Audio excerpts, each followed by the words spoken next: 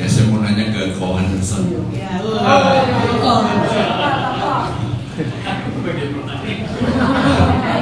Kok kue pasarnya tuh masih seberapa persen peluangnya dilihat dari jumlah penduduk kita, terus juga pengetahuan penduduk kita tentang asuransi itu kita masuk peluangnya itu berapa persen, di samping pengetahuannya masih terbatas, plus dengan jumlah agen asuransi masih sangat dibutuhkan atau enggak. Ini sih buat motivasi pribadi saya aja.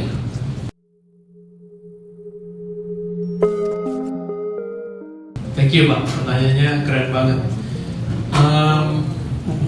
Kita ada slide populasi Indonesia kan 230 juta lebih ya.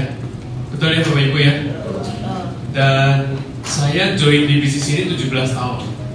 Jadi waktu saya join di 2007, saya melihat potensinya itu baru 2% penduduk Indonesia yang punya polis asuransi jiwa.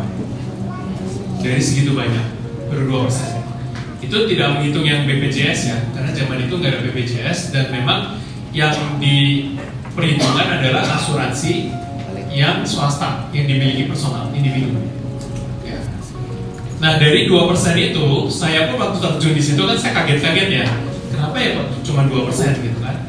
Dan 98% yang belum punya karena tidak teredukasi, karena masih trauma dengan asuransi. Zaman dulu kan kalau bisa dipersulit kenapa bisa dipermudah gitu kan ya, betul nggak sih teman-teman? Mungkin nggak ngalamin ya, kalau kita zamannya kayaknya ngalamin ya Pak ya, zaman orang tua yang nyumpain gua mati kayak gitu-gitu, asuransi masih image-nya masih sangat nggak bagus. Nah beda dengan image asuransi di anak-anak muda zaman sekarang, itu mereka udah totally different sekali melihatnya.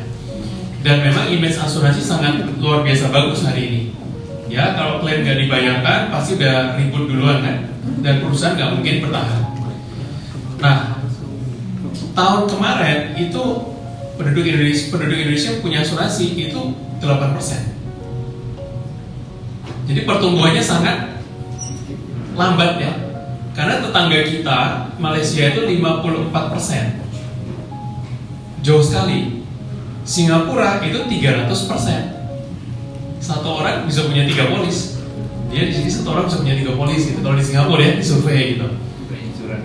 Yes, kalau surveinya di Jepang negara paling maju ya di Asia ya, itu 600% punya polis asuransi. Jadi masa depannya asuransi itu seperti itu. Di Jepang kita nggak laku nih agen asuransi.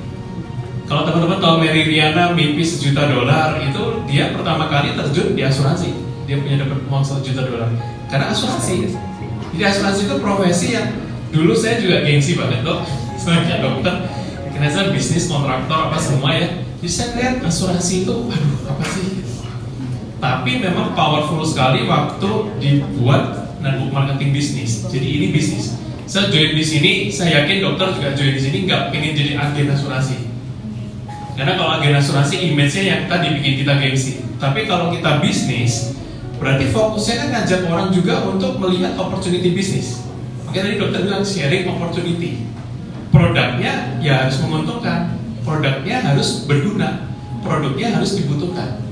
Nah kalau orang udah lihat produknya itu nggak ada pilihan, mau nggak mau dia harus ngambil. Dan itu tinggal pilihan waktu, betul ya dok? Hari ini nggak ngambil nggak apa-apa kan? Nanti kapan-kapan bisa ngabarin kan, dok, gue butuh asuransi gitu. Dan itu pasti dialami oleh siapapun. Tidak ada yang menolak sebenarnya, hanya menunda. Itu faktanya begitu setelah kita terjun.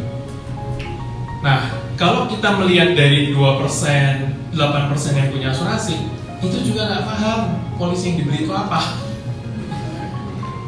Yang paham itu paling agen asuransi, kayak kita pelaku. Karena kalau nasabah, bukunya tebel. Sekarang sih paperless ya, PDF. Begitu dibaca 2 lembar, 3 lembar, udah apa? Sudah ngantuk. Jadi dia juga nggak tahu yang dibeli itu apa. Tahu pun 2 bulan udah lupa. Itu faktanya. That's why orang-orang seperti kita nih, kalau saya bilang ya, begitu ada resiko kita baru bingung, itu terlambat, betul nggak? Harusnya kita ngerti. Itu dia. Kedai saya kalau ngajak teman juga saya bilang, saya bilang gini, di satu keluarga kamu tuh harus ada satu orang yang minimal ngerti. Dan kalau kamu mau ngerti, kamu pasti join bisnis ini. Join tiap kali kita ngomongin ini, jadi update-updatean itu kita paham. Dan kalau kita paham, benefitnya buat siapa?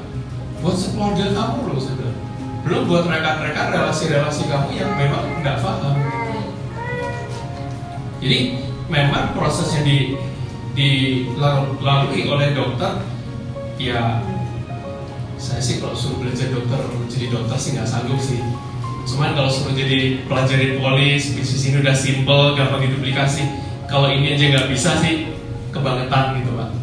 Kan sebenarnya bisnis ini tuh sederhana. Yang rumit itu kitanya. Lihat asuransi ini rumit gitu. Lihat asuransi itu egonya. Saya dulu juga gengsi soalnya. Ya problemnya di situ. Tapi kalau nggak punya problem ego, nggak ada mental block ego ya, apalagi mungkin udah ngerasakan manfaat, dapat benefit juga, wah itu cerita sama orang asik banget.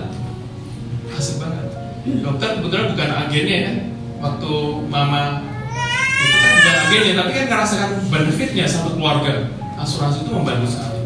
Begitu nggak punya asuransi, babak belur. Nah jadi punya atau tidak itu apa? Pilihan. Jadi kalau belum mau ya nggak apa-apa. Kalau belum mau, nggak apa-apa. Tapi sudah tahu ya resikonya kan? Siapa yang nanggung? Nah, sekarang siapa yang sini senang bayar premi? Kita loh agen asuransi, polis kita mungkin paling banyak Pak. Tapi kita juga nggak suka bayar premi. Karena kita nggak suka bayar premi, makanya kita jalankan bisnisnya. Ini perkumpulan orang yang nggak suka bayar premi asuransi sebenarnya kita ini. Benar nggak? Setuju nggak? Tahu sama manfaatnya harus punya. Jadi ya kita beli dengan sukacita daripada beli dengan manyun. Saya yakinkan kalau Anda cuma nasabah ya, manyun bayar polis. Seumur hidup bayar loh, bayar terus selama mau diproteksi. Manyun Pak. Iya, bayar nggak bayar. Udah yang murah aja bayar nggak bayar. Itu orang Indonesia. Beda sama orang luar negeri. Begitu lahir, anaknya dia langsung cari asuransi. Dia langsung protek buat pendidikan anaknya, buat kesehatan anaknya. Begitu dia menginjak dewasa, dia sudah mulai bekerja. Bagaimana nyusun pensiunnya? Langsung. Financial education di sana itu sangat luar biasa, sangat mumpuni. Di kita sangat tertinggal. Itulah opportunity, benar ya dok? Itu peluang, apalagi dokter anak bisa ngeliat peluang. Terus terang saya salut, ya. Saya salut. Terjawab Pak. Kita satu sesi lagi Pak. Nah, tapi saya boleh minta waktu sebentar. Boleh. Saya justru pengen siapa sih yang menemukan dokter Sanggita? Dokter Fenty. Sudah kebong. Boleh dong kita panggil dokter Sanggita ke depan ya? We're the one you can rely on. We are trusted for your life and precious ones. We are number one. We are one Alliance. We are sure